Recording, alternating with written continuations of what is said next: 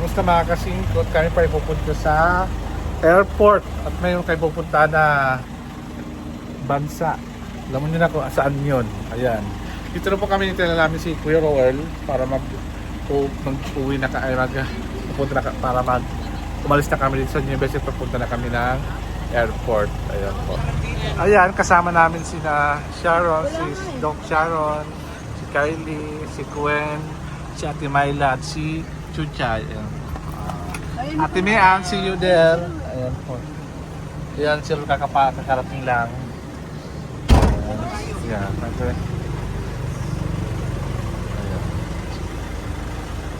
Ayan na, punta na kami.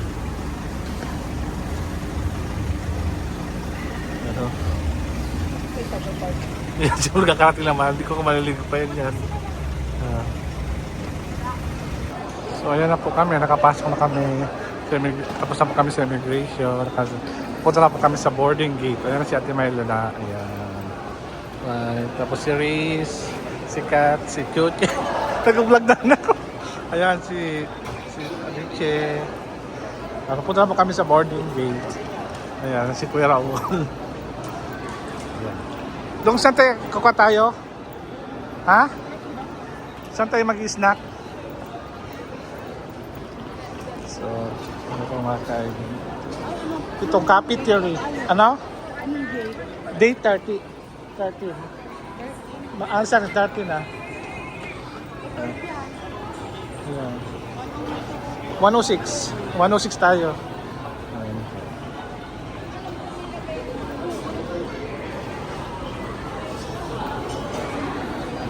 Nakakapagod din mag-travel. Lalo pag yung oras, ano? Yung yung oras. Nagmamadali ka. Ayan. Ayan, maraming papuntang Japan ngayon eh. Punong-puno kami eh. Pati yung pila. Talagang punong-puno kayo mga kasimpo. Ayan, ito kami. 106, medyo malayo pa yung gate namin. Ayan. Siya siguro muna ako. Ako'y muna. Maraming kinain. Ayan. Ito po sa Kinarod. Dahil kami dito duwadaan lagi na sa pre pa kami. Lagi dito yung gate papuntang Ethiopia. Ito po yun. Saan po? Dito ba? Ano? Ayan. Dito. Dito tayo bumili ng kape, oh. Ayan. Bumili kape sa Boss Coffee. Ayan. Ayan, Boss Coffee. Medyo malayo kasi yung namin eh. Yung gate. 112 hanggang 106. Ayan. Ayan po. Wala pa. Kape na ba? Ay, wala nang tindahan doon, no? Wala nang tindahan doon. Ayan. Sa dulo pa yung namin. Yung gate. Ayan. Marami nag-travel. Lalo pagpa malapit ng summer. Ayan. Si Phil, si Ate Mela, si Riz, si Gwen. Ayan. Ayan po. Ayan. Gate 101, 106 kami. Siya kami. Siya muna. Kasing ko. Sila po kami sa boarding gate. Ayan. Napasok na po kami. Ayan si Kuya Romel. Sila kami. Nakalinya po kami dito. Ayan. Sila po kami si Phil. Ito na rin po. Ayan si Kylie. Ayan po ayan, bubuksan yung bag. Ready yung kanyang mga bag. Buksan. Medyo maigpit dito. Ayan, buksan. Okay, please. Ayan, buksan po yung bag dito bago pumasok dun sa loob. So ayun na po, pasok na kami sa aeroplano. Hello, Chuchin! Ayan. Dito po kami, malapit na kami sa aeroplano ng aming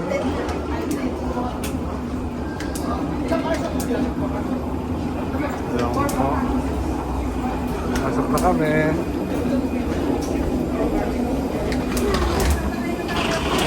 Chuchi, hindi ka nito. Ayan.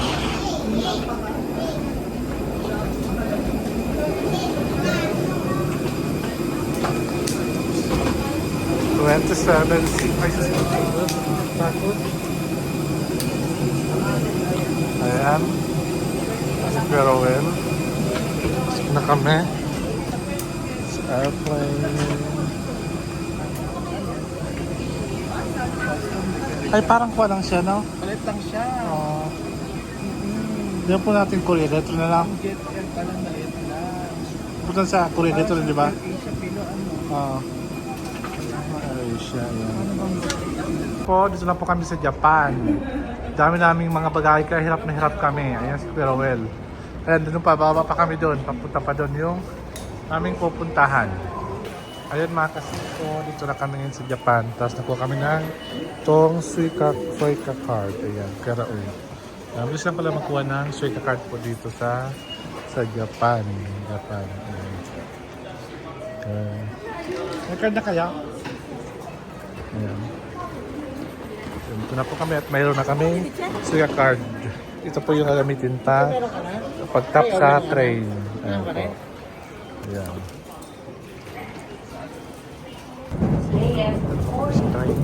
Please transfer to the JR line.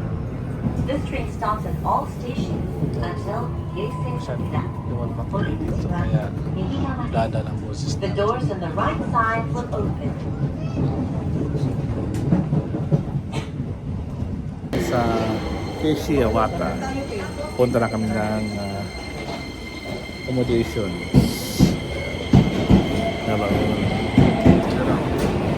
Pasok na kami sa elevator. Walang kasya kami dito.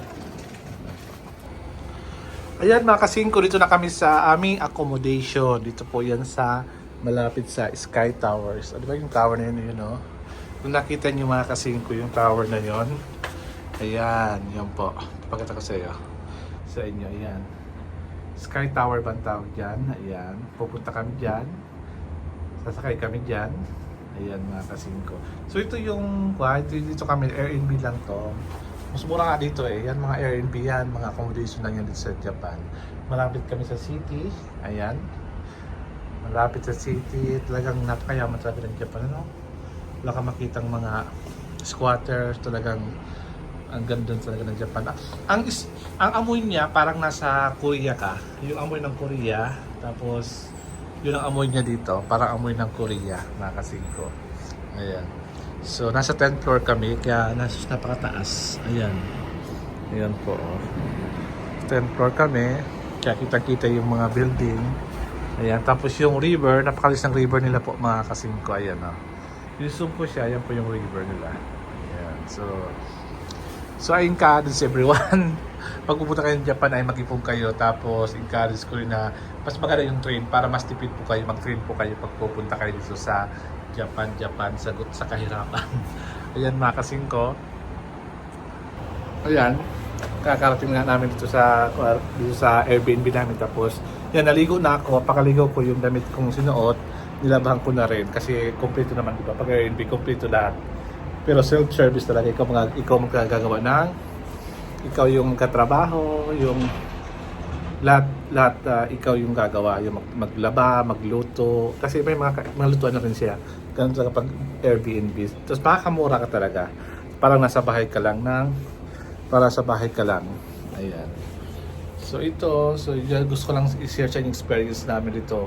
Talagang mahirap talaga pag marami kang mga bagahe pag pupunta ka dito.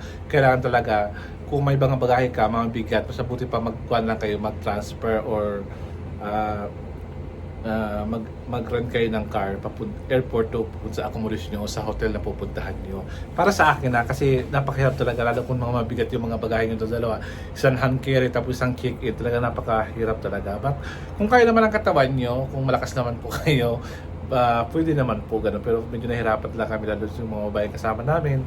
Talagang sobrang hirap talaga kasi medyo mataas yung mga hagdan dito sa yung papuntang platform, papuntang platform tapos pababa, papunta exit, ayan.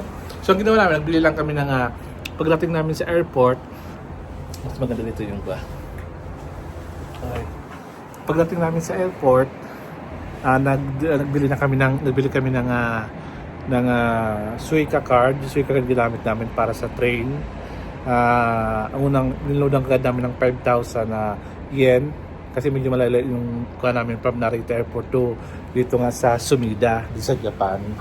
Kaya ayun mga kasingko, medyo ganun, pero kaya so, worth it muna pagpunta sa Japan, worth it naman pag nagpunta kayo dito kasi talagang masaya maganda yung paligid. So abangan nyo mga kasingko yung masusunod kong vlog regarding po dito sa Japan na vacation namin dito kasama si Carawel at ang buong team. Ayan. So maraming salamat mga kasingko at hanggang sa muli nating pagkikita. Adios. Bye-bye.